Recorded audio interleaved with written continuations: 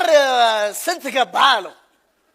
ጓደኛ በባንክ ነው በብላክ ነው ሲለው ጓደኛም ቢል ጥሩ ነው እሱን ሁለቱም ዋና መስሪያ ቤት ጋር ስለሚሰሩ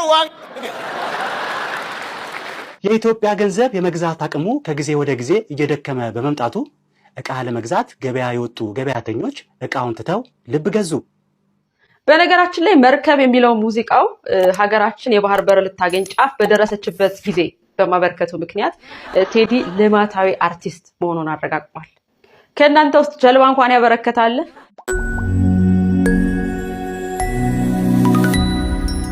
አንዱ ማታ ጨለማን ተጠቅሞ የሰፈሩን ዳቦ ቤት በቤንዚን አጋይቶ ያቃጥልልሃል።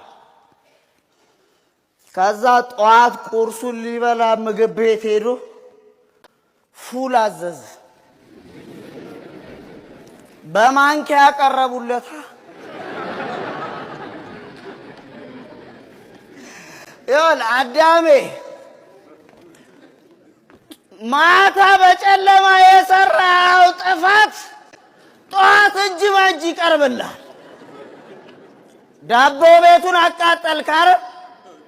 ጠዋት ፉል ስታዝ ዳቦ የለም። ፉልን እንደ ሾርባ በማንኪያ ትበላታል።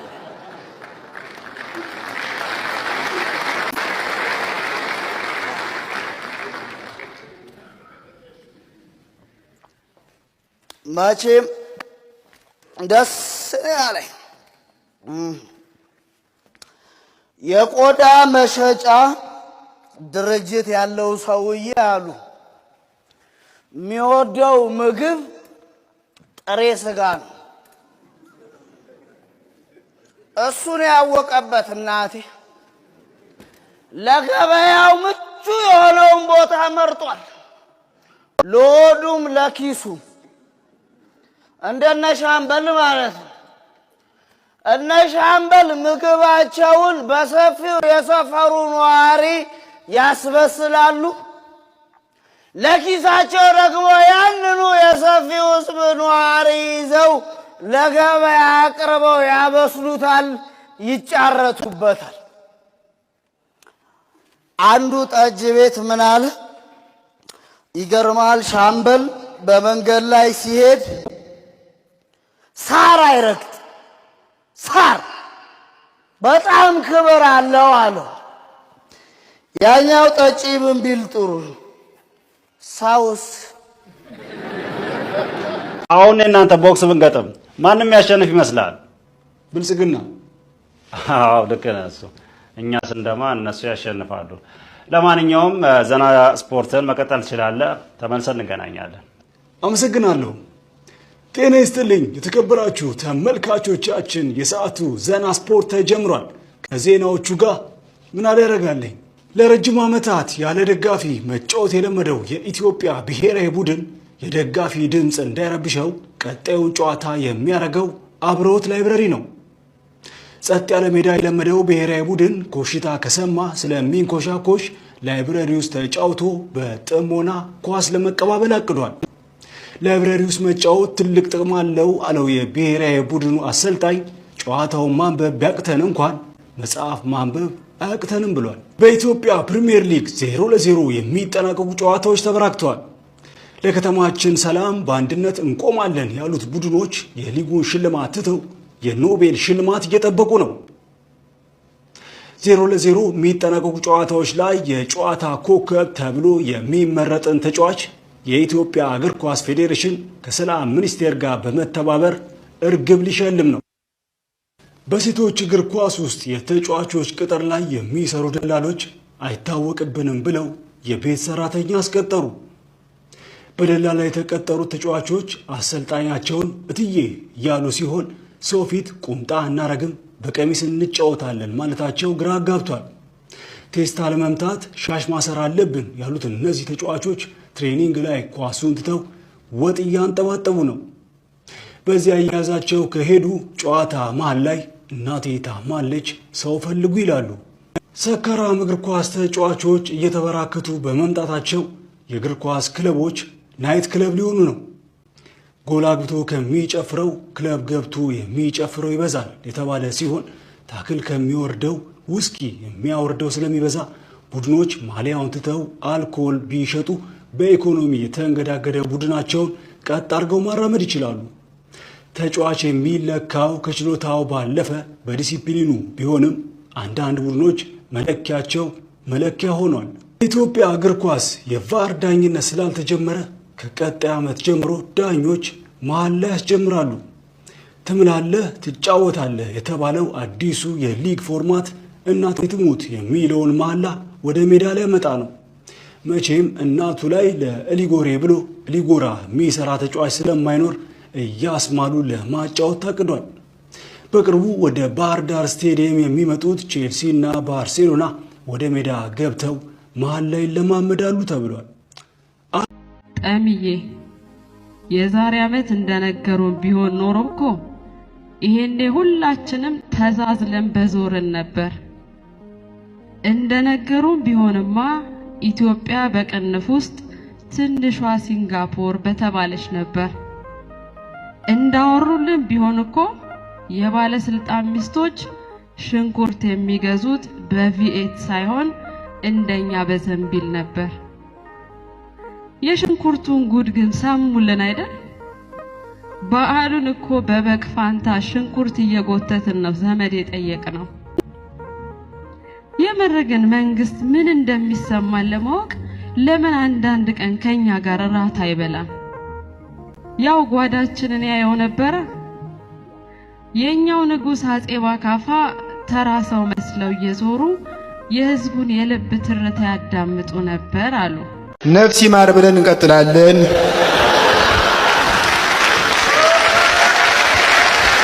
እስከ ቅርብ ጊዜ ድረስ የፓርቲ መሪዎችና አለቃዎች በተጣሉ ቁጥር ለሽምግልና የሚላከው ሻለቃ ኃይሌ ገብረስላሴ ነበር።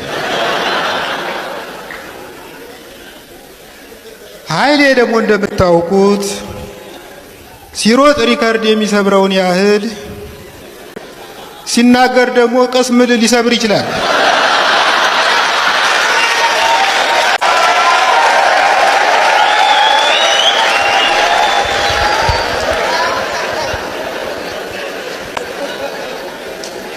እና ዶክተር አብይ ለሽማግሌነት ሲያጨው እኔ የምልክ ዶክተር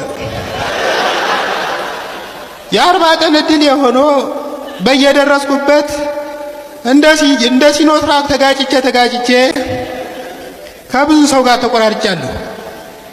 እኔ እንደውም አንተን ራሱ ለሽምግልና ብልክ ደስ ይለኛል ሊለው ይችላል። አንድ ነገር ያለ ቦታው ሲገባ የሚሰማን ግርምት አለ አይደል? አስቡት። ለምሳሌ ሰይፉ ፋንታውን የወንድ የፀጉር ቅባት ቢያስተዋውቅ፣ ለነገሩ አንፍረድ ጎበዝ። የዛሬ 10 ዓመት ገደማ ሰይፉ ፋንታውን ሳውቀው ፀጉሩ ከዳር እስከ ዳር ግጥም ብሎ የሀበሻ ቢራ ሎጎ ላይ ያለውን ጎረምሳ ነበር ይመስል።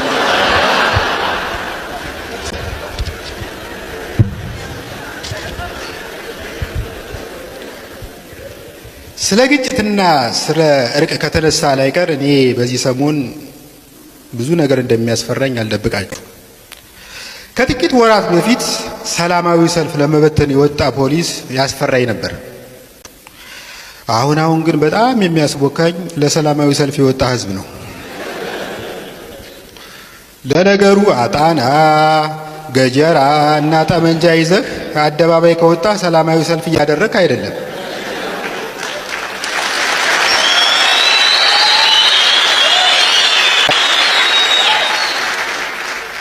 እያካሄድክ ያለኸው ለዘብተኛ ትጥቅ ትግል ነው።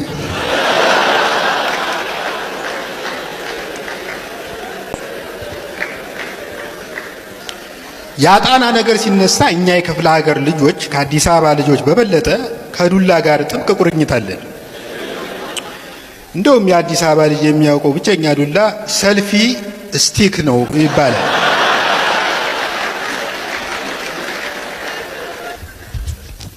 እኔ የአዲስ አበባ ልጅ በጣም ነው አንጀቴን የሚበላው።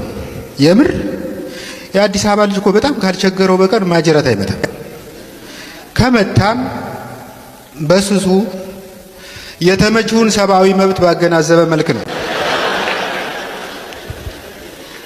አሁን ባለፈው አንዱ የካዛንቺስ ልጅ በጣም ስለራበው ለምን ማጀራት አልመታም አለና አንዱን መጽሐፍ አዟሪ ተከትሎ ከኋላው አደረገው። መጽሐፍ አዟሪው እንኳን ሊወድቅ ንቅርቅ አላለም። እንዲያውም የተመታም አልመሰለውም።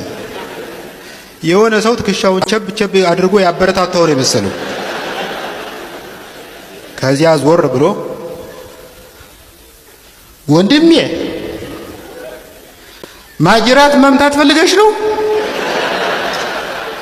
የአዲስ አበባው ልጅ ታዲያ እንደዚህ አይደለማ። አጠገቡ ያለውን ችካል ነቅሎ እንዲህ ነው የሚመታው። ሰውየው ከውሽማው ጥልቅ ያለ ፍቅር ይዘውና ይቸገራል። ጓደኞቹ በቃ ምን አስቸገራል ሚስትህን ፍታትና እሷን አግባት ሲሉት ሰውየው እሷን አግብቼ የት ላመሽ ነዋል።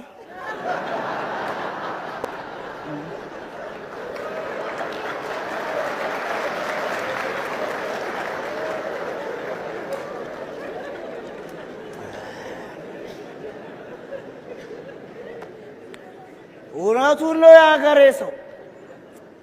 በሜዳ አህያ ላይ ቀጭኔ ተኝታ ትደግምላት ጀመር ሰኔ ጎሎጎታ አለ የአገሬ ሰው። በነገር ላይ የዚህን ሰፈር ሰው ማጋጨት ከባድ ነው። ሰውን ከሰው ማጋጨት በጣም ከብዷል። ከዚህ በላይ የት ይድል? እውነቴን እኮ አባቶቻችን ከፈረንጅ ጋር መዋጋት እንጂ ከፈረንጅ ጋር መጋባትን አላስተማሩም።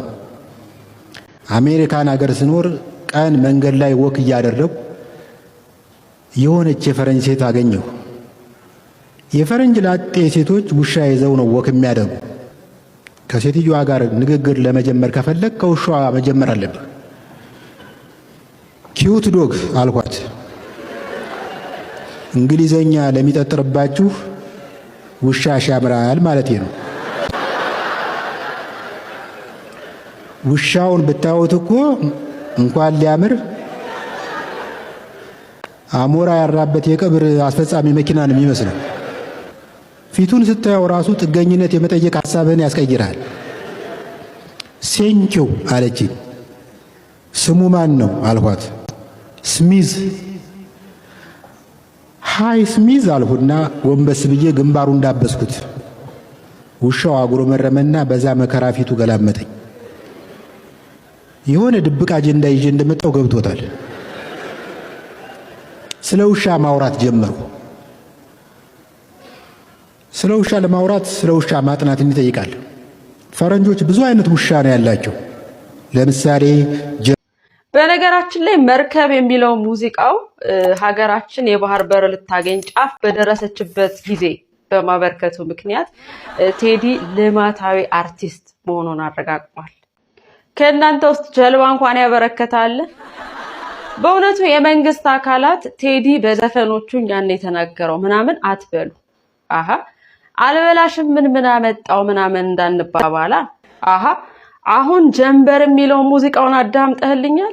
እንዲህ ብሎ እኮ ነው የሚጀምረው። እና መንግስት መደመር ብሎ በአራት ቅጽ ጽፎ እሱን ፎቶ ዘርግተ ምናምን ፎቶ እየተነሳህ አሁን ይህን ዘፈን እኛን ለመስደብ ነው ምናምን ማለት ያስኬዳል?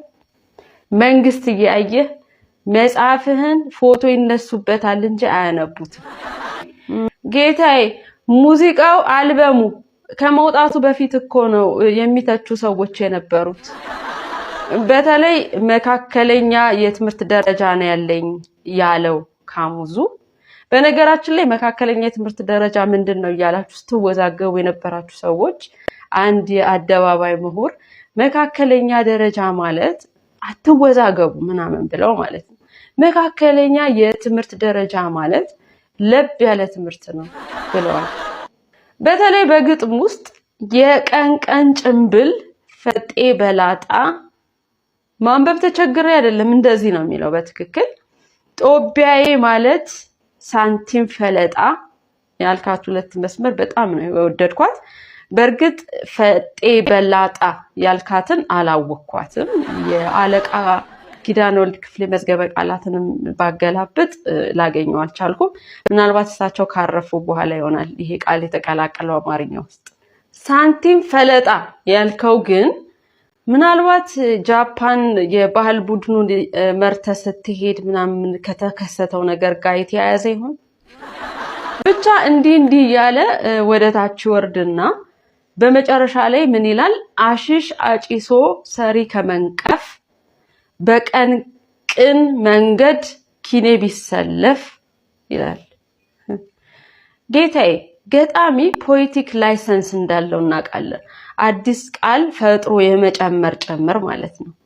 ያንተ ላይሰንስ ግን ምንድነው? በዚህ ሁኔታ ፖኤቲክ ላይሰንስ አይደለም ድራይቪንግ ላይሰንስ ራሱ ሊቀማ ይገባል። አስበዋል? ቃላቶቹ ሰው ቢሆኑ እኮ የአንድ ቀበሌ ህዝብ ገሽተ አስፋልት ላይ ዘረረው ነበር። መጨረሻ ላይ ምን አሉ? ሁሉን አጭሰሽ በጭስ ተደበቀሽ አትመልከቺ ብለዋል። እንዴት ነው ነገሩ? ሁለታችሁም ጭስ አላችሁሳ ማለት ቴዲ አፍሮ ያጨሳል ለማለት ነው። እሱ መሽጠፋን ቀድሞ ነገር መጀመሪያ ያጨሰው ሁለታችሁን አይደል እንዴ? ጀርመን ሼፓርድ፣ ፑድል፣ ቡልዶግ፣ ጀርመን ሾርት ሄርድ ፖይንተር፣ አውስትራሊያ ሼፓርድ፣ ዮርክሼር ቴረር ወዘተረፈ። በአንጻሩ እኔ በአገር የማውቀው ሁለት አይነት ውሻ ነው፣ የቤት ውሻና የጎዳና ውሻ። ከኢትዮጵያ እንደመጣው ሲነግራት ደስ አላት። በታሪክ የኃይለ ሥላሴና የአበበ ቢቂላ አድናቂ ናት። የሚገርምሽ የኔ አያት ሁለት ጊዜ አበበ ቢቂላን ቀድሞ ገብቷል አልኳት። አትሌት ነበር? አይ አትሌቶችን መንገድ የሚመራ ሞተረኛ ነበር። ተግባባን። አታምኑኝም? ቆንጆ ነህ አለችኝ።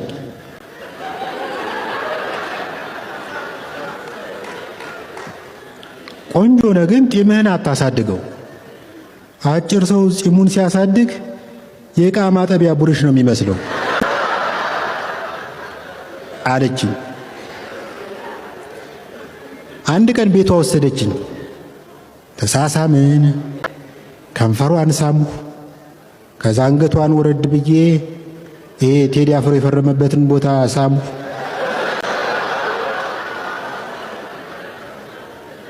ማለቴ ፈረመበት የተባለውን ቦታ ሳምሁ። ሆዷን አሳመችኝ። ከዛ ማጅራቴን ይዛ ወደታች ልትደፍቀኝ ስትል ይቅርታ በሰው ሀገር እንዳልሞተብሽ አስም አለብኝ። ደህና መተን አብራችሁን ቆዩ። እሺ ቆያለን። በሀዲያ ዞን ደሞዝ በወቅቱ እንዲከፈላቸው በመጠየቃቸው ከወር በላይ የታሰሩ ሰራተኞች በ50 ሺህ ብር ዋስ ተፈቱ። ስታንዳፕ ኮሜዲ በዜና መልክ ጀምረን ነው በለኝ ወንድሜ። በህልሜ ነው በእውኔ ወይስ በቴሌቪዥን?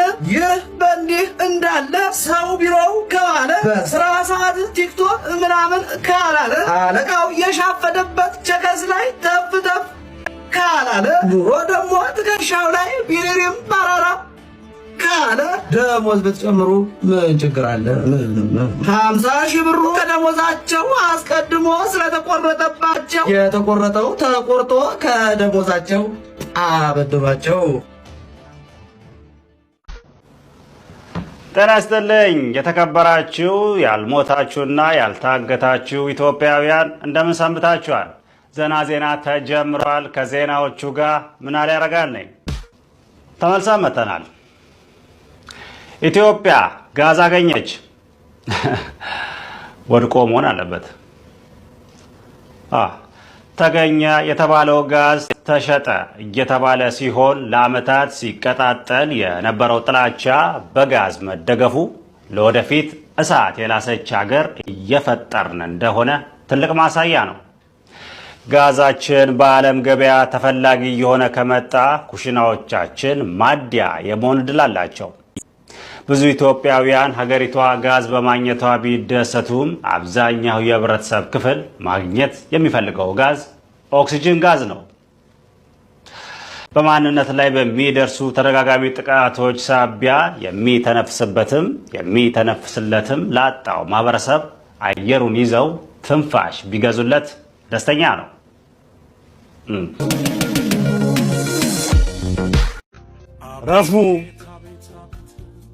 ረፉ ዘመመ ብላችሁ የሰው ቤት አትግፉ፣ እሾክ ለማሳመር አበባ አታርግፉ።